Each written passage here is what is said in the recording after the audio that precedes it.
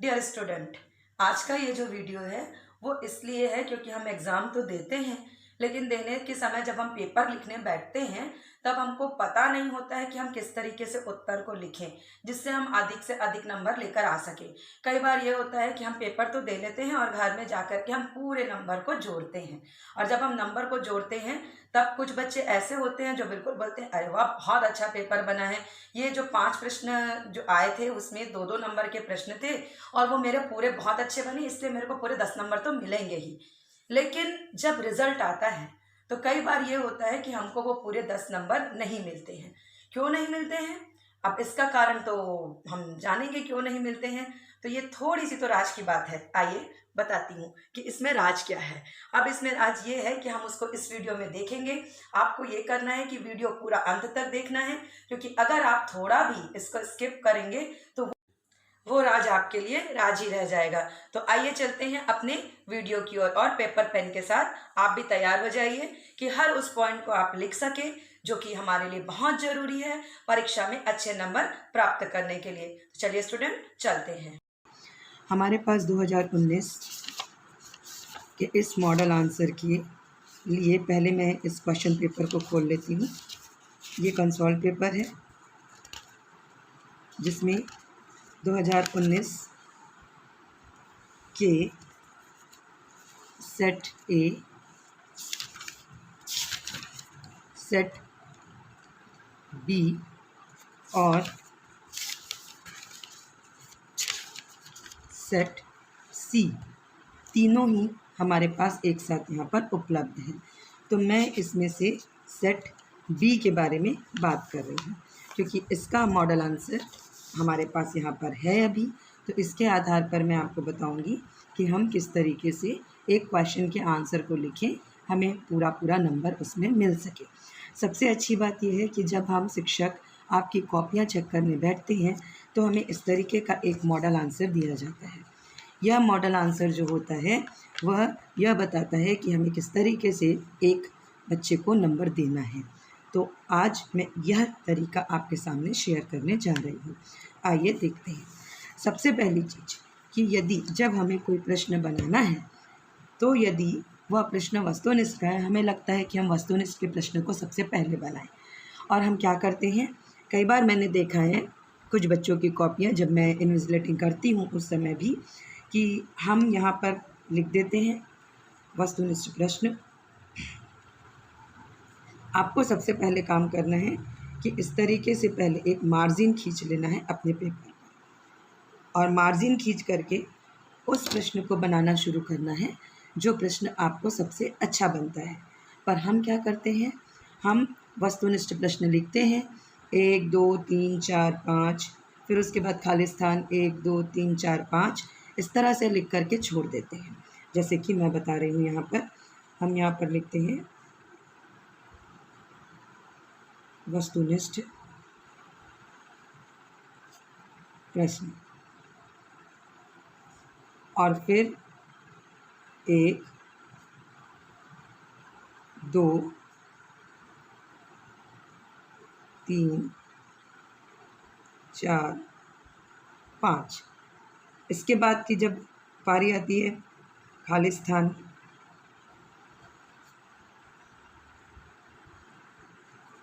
1 2 3 4 और 5 और फिर सत्यासत्य।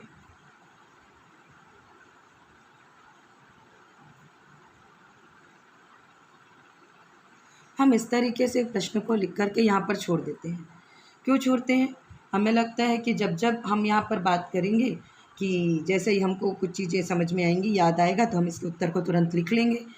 और अब वो सही है कि नहीं है इस चीज़ के बारे में हमको कोई जानकारी होती नहीं है, क्योंकि हमें यदि पता हो कि उसका सही आंसर क्या है तो हम तो वहाँ पर तुरंत भी लिख सकते हैं। लेकिन हम उस समय का शायद वेट करते हैं, क्योंकि मैं भी यदि विद्यार्थी होती तो मैं उस समय के हिसाब से सोच रही हूँ कि हम उस समय का वेट करते हैं जिस समय हमको कहीं से इसका आंसर या तो कुछ देर में याद आ जाए या हमको कहीं से पता चल जाए कि इसका उत्तर क्या होगा और हम तब इसको लिख लें। लेकिन इससे क्या होता है, यदि हम इस तरीके से लिखते हैं तो ये आंसर यदि सही है तब तो अच्छी बात हुई, गलत है तो ये पहले ही पेज पर हमारे साथ इस तरीके से जो उत्तर है वो गलत वाला सामने आता है। तो हमें यह काम नहीं करना है। सबसे पहले काम हमें वह करना है कि हमें उस प्रश्न के उत्तर को लिखना है जो हमें सबसे अच्छे से आता है, चाहे वो दीर्घोत्तरी में हो, चाहे वो लघु उत्तरी में हो। तो जैसे कि मैंने बताया कि अभी मैं यहाँ पर सेट बी के बारे में बात करने जा रही हूँ। तो सेट बी में पहला जो उत्तर है, मुझे मान लीजिए बन रहा है इसमें का एक आंसर जो, चलिए सेकंड नंबर का जो इसका प्रश्न है, ये आप देख रहे हैं, ये पूरे ऑब्जेक्टिव्स के बाद मैं आ रही हूँ प्रश्न नंबर दूसरा। ये जो आप प्रश्न नंबर दूसरा देख रहे हैं, यदि x+3 अनुपात 27 समानुपात 1:3 हो तो x का मान ज्ञात कीजिए। यह जो 2 नंबर पर प्रश्न है, यह 2 नंबर पर जो प्रश्न है उसमें 2 नंबर है। तो मैं इस प्रश्न को सबसे पहले बनाना शुरू करती हूँ। अब जब मैं इसको बनाना शुरू करती हूँ और मुझे ये बहुत अच्छे से आता है, तो मुझे इसे कैसे बनाना है।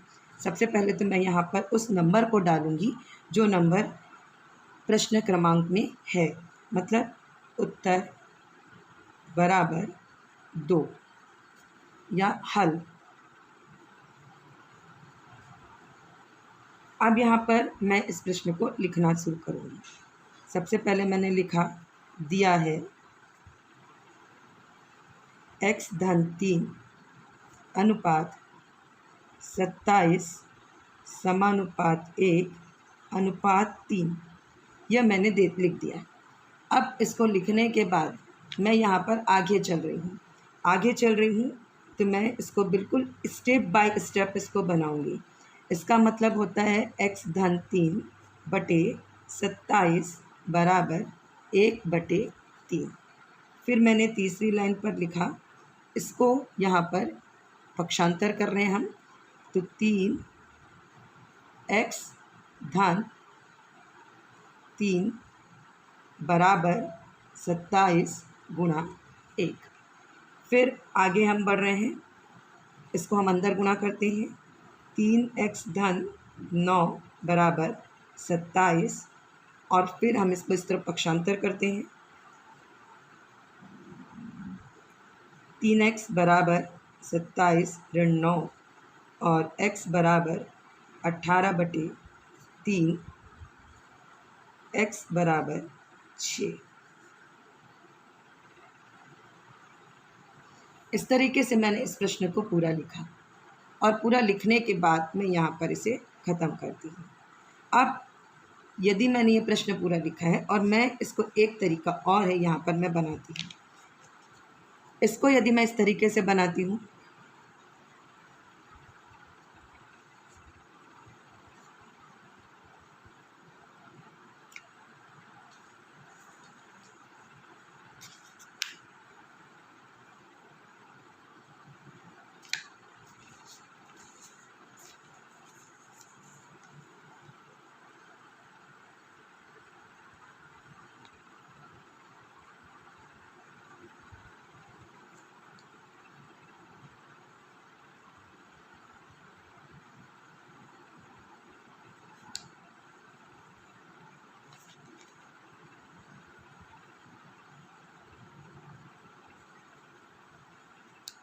ये मैं यहाँ पर आपको दोनों तरीका दिखा रही हूँ। अब मैंने इस तरीके से इस दोनों प्रकार से ये गणित को बना दिया। बनाने के बाद अब आप जो देख रहे हैं ये दोनों तरीकों में क्या अंतर आपको नज़र आ रहा है। ये कॉपी चेक होने गई। अब ये कॉपी जब चेक होने जा रही है, किसी शिक्षक के पास है, उसके पास इस तरीके की आइडियल आंसर होती है। अब इस आइडियल आंसर से टीचर आपका कॉपी चेक करता है। अब आप यहाँ पर देखिए, ये इस तरीके की मेरे पास कॉपी है यदि, और मैं इसके साथ ये जो आइडियल आंसर लेकर के इसको मैं चेक कर रही हूँ। तो यहाँ पर क्या हो रहा है, यहाँ पर मैंने देखा कि x-3 1/3 ये लिखा हुआ है और x-3 इस वाले पद के सामने आधा नंबर यहाँ पर लिखा हुआ है। चूँकि ये 2 नंबर का है तो आधा आधा आधा आधा 2 नंबर में डिवाइड है। तो यहाँ पर ये आधा नंबर लिखा हुआ है। मैं यहाँ पर देखी, हाँ ठीक, ये मुझे ये पॉइंट मिला, मैंने यहाँ पर इसको ये आधा नंबर दे दिया। फिर इसके बाद मैं आगे बढ़ी तो मुझे यहाँ पर 3x बराबर 27 ऋण 9 दिखा। मैंने यहाँ पर 3x बराबर 27 ऋण 9 ये भी देखा, यहाँ पर भी आधा नंबर था, मैंने इसको भी चेक करके ये आधा नंबर यहाँ पर दे दिया। अब तीसरी बार मैं आ रही हूँ, यहाँ पर के बाद x बराबर 18/3, 3x बराबर 18, यहाँ पर ये वाला पॉइंट नहीं है, तो मैं यहाँ पर के नंबर को यहाँ पर कैसे दूँ, इसलिए मुझे ये नंबर यहाँ पर देने के लिए कोई जगह नहीं मिली।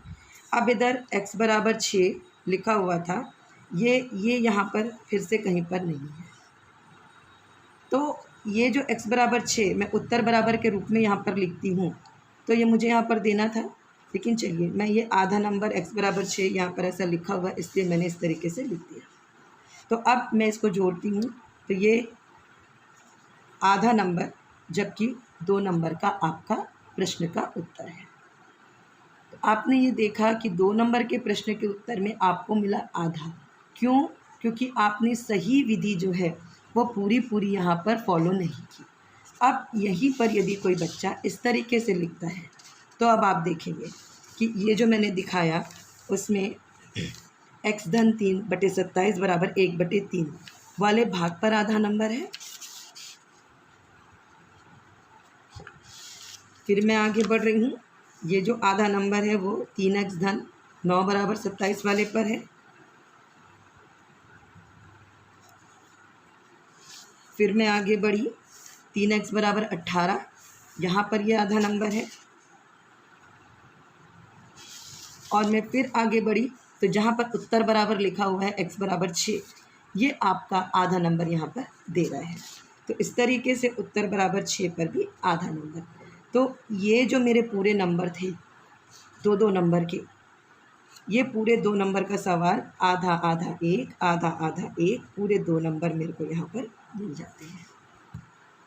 तो इस तरीके से यदि हम सवाल को पूरा का पूरा हल करते हैं तो वो हमारा पूरा नंबर यहाँ पर ले लेता है।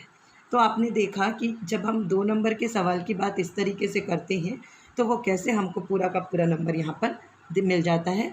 और हम गणित में इसलिए कहते हैं कि हम पूरे में पूरे मार्क्स लेकर भी पास हो सकते हैं। मेरा खुद का दिया हुआ एग्ज़ाम है जिसमें मैंने, जब मैं एमएड में थी तब उस समय भी मुझे भी गणित में पूरे के पूरे, आप 100 नंबर का जब पेपर होता था तो उस 100 नंबर के पेपर में मुझे 96 मार्क्स मिले हैं। मतलब इतने अच्छे मार्क्स मिलते हैं गणित के पेपर में कि 2 या 3 नंबर भी काटना मुश्किल हो जाता है यदि हमने बहुत सही और बहुत अच्छे तरीके से बनाया है। क्योंकि अगर 2 धन 2 4 है और हम 2 धन 2 4 लिखते हैं तो हमें उसका नंबर मिलेगा ही, पर यदि 2 धन 2 हम 4 की जगह 3 या 1 लिखते हैं तो उसमें कोई भी नंबर आपको नहीं दे सकता। आइए मैं अब इसकी श्रृंखला में आगे बढ़ती हूँ। यहीं पर ही मैं यदि अब ये तो हुआ मेरे 2 नंबर के सवाल में, अब मैं आती हूँ एक सवाल ऐसा जो कि 3 नंबर का है। तो आइए अब 3 नंबर के प्रश्न को देखते हैं, उसको भी हम देखते हैं कि किस तरीके से हम बनाएंगे तो हमको पूरे के पूरे नंबर मिलते हैं। अब यहाँ पर जो दिया हुआ है उसमें 7 से 10, आप देखेंगे 7 से 10 अति लघु उत्तरी हैं जिनमें 3 अंक आवंटित हैं। अब देखते हैं 3 नंबर के प्रश्न कैसे बनेंगे। तो आइए 7 से 10 प्रश्नों को हम देख रहे हैं। 7, 8, 9, 10 यहाँ पर ये है, इसमें से मैं लेती हूँ 10 सेंटीमीटर व्यास वाले अर्धगोले का संपूर्ण पृष्ठ ज्ञात कीजिए। ये एक प्रश्न है 10वें नंबर का जो कि लिखा हुआ है 10 सेंटीमीटर व्यास वाले अर्धगोले का संपूर्ण पृष्ठ ज्ञात कीजिए। मैं इसकी पूरी विस्तृत चर्चा बाद में करूंगी, लेकिन अभी आपको एक एक नंबर को मैं बताना चाह रही हूँ कि कैसे कैसे हम इस नंबर को डिवाइड करेंगे, इसलिए मैं इसको लेकर के चल रही हूँ। तो आइए देखते हैं इस प्रश्न के उत्तर को हम कैसे बनाते हैं। तो सबसे पहले तो हम यहाँ पर फिर जैसे अभी तक लिख रहे थे वैसे ही सबसे पहले लिखेंगे जिस नंबर का प्रश्न है उस नंबर को, क्योंकि जो टीचर है उसको धोखा नहीं होना चाहिए कि आपने किस नंबर के प्रश्न को कहाँ रख दिया है।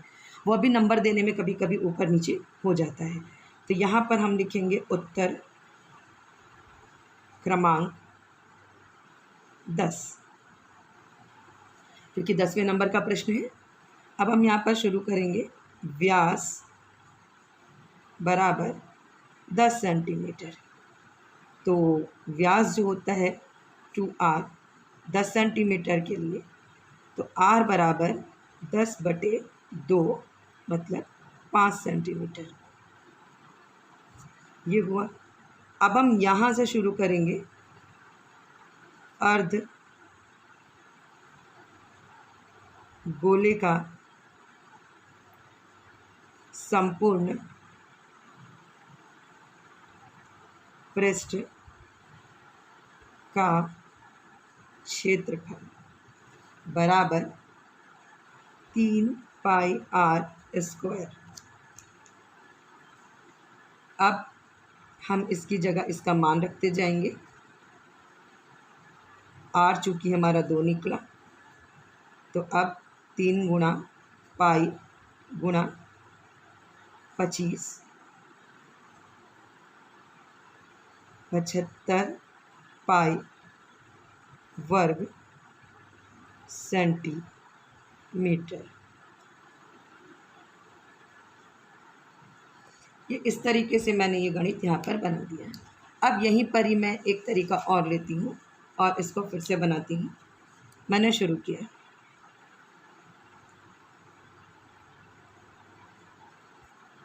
यहाँ पर मैंने दूसरा नंबर डाल दिया क्योंकि मैंने दूसरे नंबर पर इसको हल कर रही हूँ।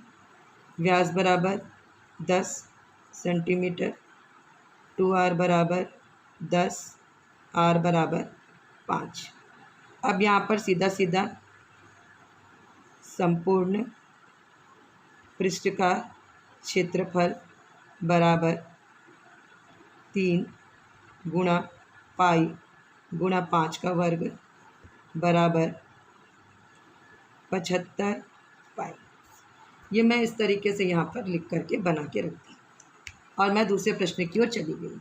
ये फिर से 2 स्टूडेंट का यहाँ पर बनाया हुआ प्रश्न है, मैं ये कह रही हूँ। तो अब इसमें भी हम देखते हैं कि कैसे हमको नंबर यहाँ पर मिलते हैं। ये 3 नंबर का प्रश्न है, तो यहाँ पर 3 नंबर के प्रश्न में ये नंबर किस तरीके से डिस्ट्रीब्यूट है ये हम देखते हैं। मैं ये आंसर आइडियल आंसर शीट आपके सामने फिर से यहाँ पर ला रही हूँ और ये प्रश्न है।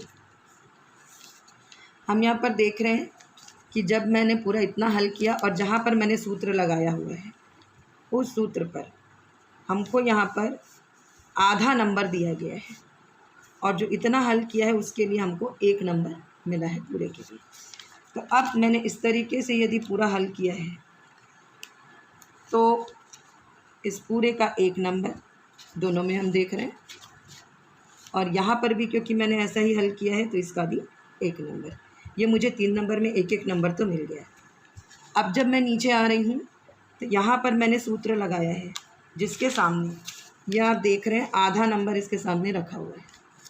तो ये जो आधा नंबर है ये सूत्र लगाने से यहाँ पर तो मिल गया, पर यहाँ पर वो चीज़ नहीं है, नीचे में वो चीज़ नहीं है, तो वो आधा नंबर मेरे को यहाँ पर नहीं मिला। अब मैं आगे बढ़ रही हूँ तो ये जो है इसको हल करके ये 25 मुझे लेकर आना है, यहाँ पर आधा नंबर है तो ये हल हो करके यहाँ पर 25 आया हुआ, इसका भी मुझे आधा नंबर यहाँ पर मिल गया, ठीक है। और इसके ऊपर ये जो ये लिखा हुआ है दोनों में ये आधे आधे नंबर है। तो अब फिर से मैं जब यहाँ पर देख रही हूँ तो यहाँ पर का ये आधा नंबर तो मुझे मिला, लेकिन ये जो हल करके लाया हुआ आधा नंबर है ये यहाँ पर मेरे पास नहीं है, फिर से मुझे वो आधे नंबर नहीं मिले। अब मैं यहाँ पर तीसरा उत्तर में ये आधा नंबर मेरे पास ऊपर में है तो ये मुझे यहाँ पर मिल गया और यहाँ पर भी चलो मैंने लिखा हुआ ये आधा नंबर यहाँ पर मिल गया। अब मैं इसको काउंट करती हूँ 1 2 3, 3 नंबर के प्रश्न में पूरा 3 नंबर यहाँ पर मिला और अब इसमें 1 और 1 2। क्या अंतर आया दोनों में? मैं घर जाकर यहाँ पर बोली ज़रूर थी कि मुझे ये पूरे का पूरा नंबर मिल जाएगा, लेकिन वो नहीं मिला। क्यों नहीं मिला?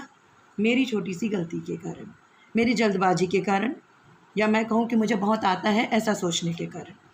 तो यह सब चीज़ें हमें ध्यान में रखनी है और इन सब चीज़ों को ध्यान में रखते हुए स्टेप बाय स्टेप पूरा काम करना है, जिसमें उसमें जितने नंबर दिए हैं उतने नंबर का पूरा हमारा जो प्रश्न है वह हम ले सकें और उसको हम हल करें, क्योंकि 3 घंटा आपके लिए बहुत ही ज़्यादा उपयोगी है और वह इतना है कि आप इसको बहुत अच्छे से हल कर सकते हैं।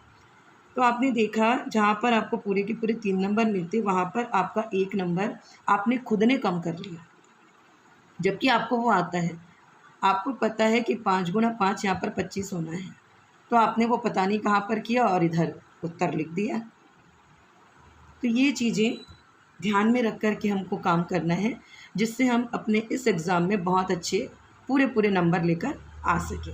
अब मैं चलती हूँ इसके आगे के प्रश्न की ओर। मेरा वीडियो कुछ बड़ा हो रहा है, तो मैं चाहूँगी कि इसके आगे के जो 2 प्रश्न हैं वो मैं इसमें चलिए करने का प्रयास करती हूँ। फिर भी एक प्रश्न 4 नंबर का उठाती हूँ।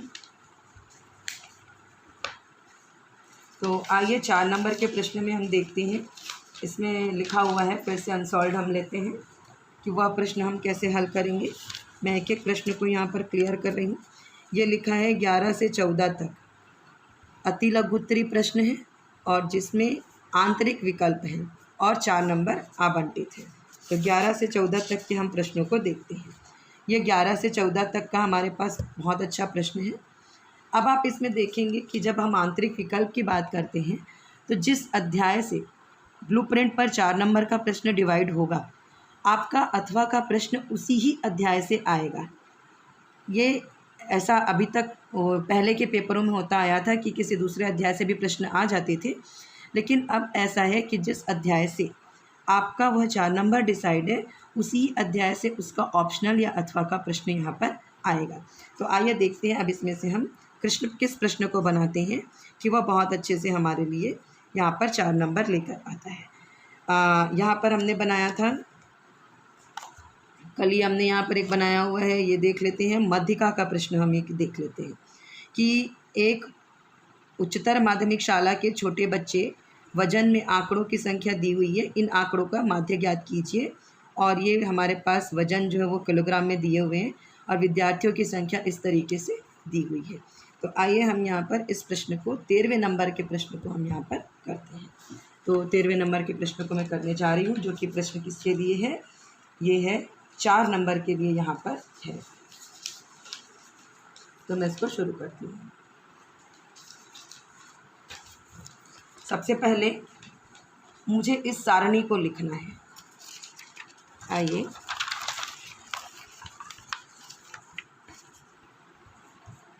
जो सारणी दी हुई है, हम उस सारणी को सबसे पहले लिखते हैं। मैं फिर से 2 भाग में इस प्रश्न को बना रही हूँ ताकि हमको ये क्लियर हो कि किस तरीके से हमको पूरे के पूरे नंबर मिलते हैं। कुछ प्रश्नों में जो डिफरेंसेस हैं मैं वो यहाँ पर क्लियर कर रही हूँ। ये एक ऐसा बच्चा जो कि पूरी तरीके से हल करता है और एक ऐसा बच्चा जो कि जल्दबाजी में हल करता है। तो यहाँ पर हम सबसे पहले जैसा कि हमको दिया हुआ है वैसे ही हम बहुत अच्छे से बिल्कुल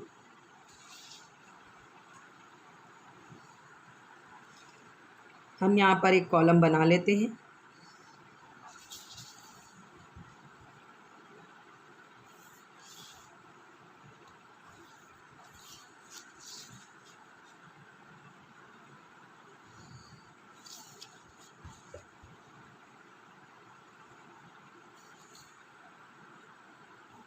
और हम 1 2 3 4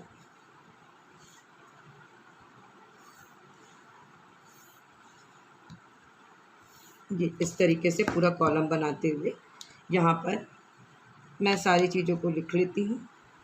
पहली चीज़ जो हमको प्रश्न में दी हुई है, हमको उसको यहाँ पर हल कौन से नंबर का प्रश्न है ये हमको देखना है और उस नंबर के प्रश्न को पहले यहाँ पर लिखना है। हम हल 13 बना रहे हैं, हम यहाँ पर हल 13 पहले लिख लेते हैं। फिर हम यहाँ पर डालते हैं वर्गांतर, मध्यमान, फ्रीक्वेंसी, विद्यार्थियों की संख्या और f इंटू एक्स। ये हम इस तरीके से उत्तर के लिए यहाँ पर बना लेते हैं। अब हम यहाँ पर सबसे पहले बिल्कुल ध्यान से जैसा जैसा हमको वर्गांतराल दिया हुआ है 30 से 40, 40 से 50, 50 से 60, 60 से 70, 70 से 80, इस तरीके से हम इसको लिख लेते हैं और इसके सामने के मध्यमान को भी हम लिख लेते हैं।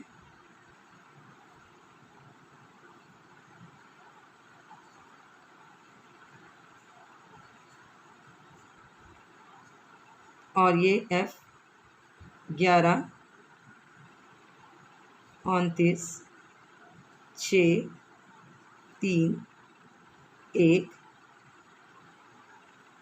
यह जो है हमें ध्यान देना है कि प्रश्न में हमें वर्गांतर और विद्यार्थियों की संख्या दिया हुआ होता है, तो यह हमें प्रश्न से वैसे का वैसा ही मिल जाएगा। मध्य मान हम निकालते हैं, जो कि अपर लिमिट धन लोअर लिमिट बटे 2 करके हम निकालते हैं। तो इससे 30 से 5 आगे बढ़ेगा 35, 40 से जो 40 से 50 का जो मध्य बिंदु है वो 45, और वो हम इस तरीके से यहाँ पर लिख करके मध्य मान निकाल लेते हैं। और अब हम तीसरी पारी यहाँ पर करेंगे दोनों का गुणा, तो वो है 385, 1305, 330, 195 और 75। इसके बाद हम यहाँ पर क्योंकि ये योग लिखे हैं तो ये हम जोड़ लेंगे, और जोड़ने के बाद अब हम यहाँ पर लगाएंगे माध्य का सूत्र।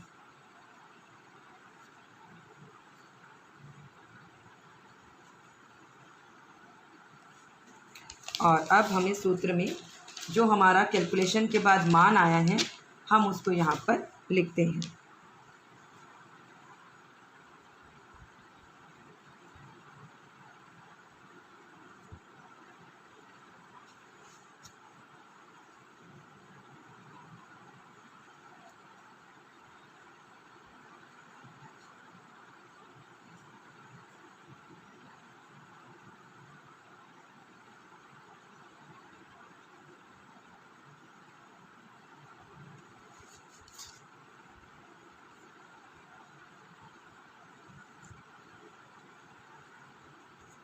ये मैंने यहाँ पर एक तरीके से लिखकर ख़त्म किया। अब मैं यही चीज़ यहाँ पर भी कर रही हूँ, जो कि एक ऐसे बच्चे के लिए है जो कि काम तो करता है लेकिन हड़बड़ी में करता है। तो यहाँ पर भी वर्गांतर x f f(x)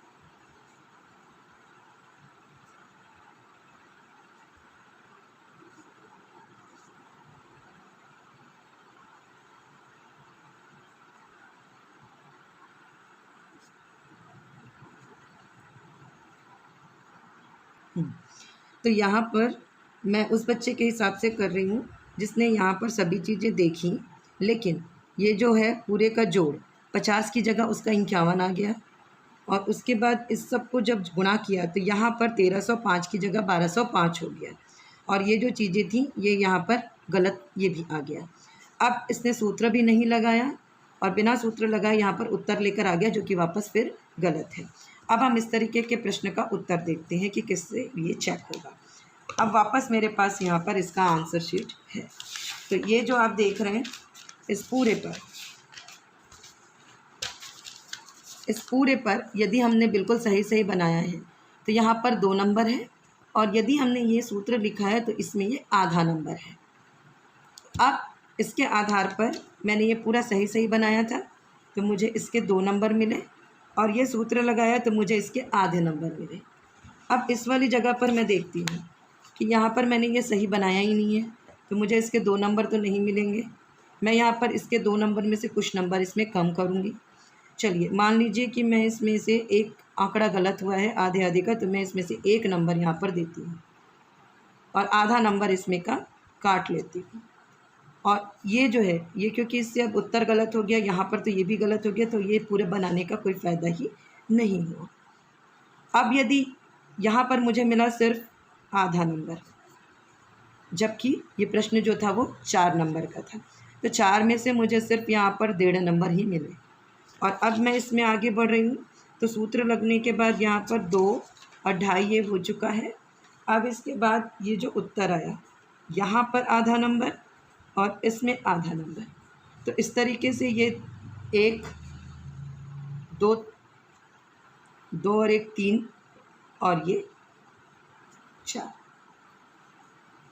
तो आपने यहाँ पर देखा कि ये 1 और 1, ये और 1 2 और 2 4, पूरे 4 नंबर हमको यहाँ पर मिल गए। अब ये जो है इसी में ही कहीं पर यदि इसने सूत्र लिखा होता कि सूत्र बराबर सिग्मा एफ एक्स बटे सिग्मा एफ, ये लिखा होता तो इसको इसके भी आधे नंबर मिलते। इसका मतलब कि इसमें यदि जहाँ पर ये 1.5 नंबर पा रहा था, वहाँ पर ये इस आधे नंबर को जोड़ करके 2 नंबर यहाँ पर इसको मिल जाते, जो कि 4 का आधा तो होता, लेकिन वो उस आधे नंबर से भी आगे बढ़ सकता था। तो इसलिए हमको ध्यान देना है कि हम सूत्रों को ज़रूर से लिखें और उसके आधार पर ही हम ये काम को करें। तो यहाँ पर मैं आपको 2 नंबर के प्रश्न के बारे में बताई इस वीडियो में, 3 नंबर के प्रश्न के बारे में बताई और 4 नंबर के प्रश्न के बारे में बताई। ये वीडियो क्योंकि काफ़ी बड़ा होने जा रहा है, इसलिए बच्चों मैं यहाँ पर इस वीडियो को ख़त्म करूँगी और नेक्स्ट वीडियो में मैं इसके आगे आपको 5 नंबर का प्रश्न, 6 नंबर का प्रश्न और 1 नंबर के प्रश्नों को किस तरीके से लिखना है उसके बारे में मैं बताऊँगी। चलिए नेक्स्ट वीडियो में हम फिर से मिलते हैं।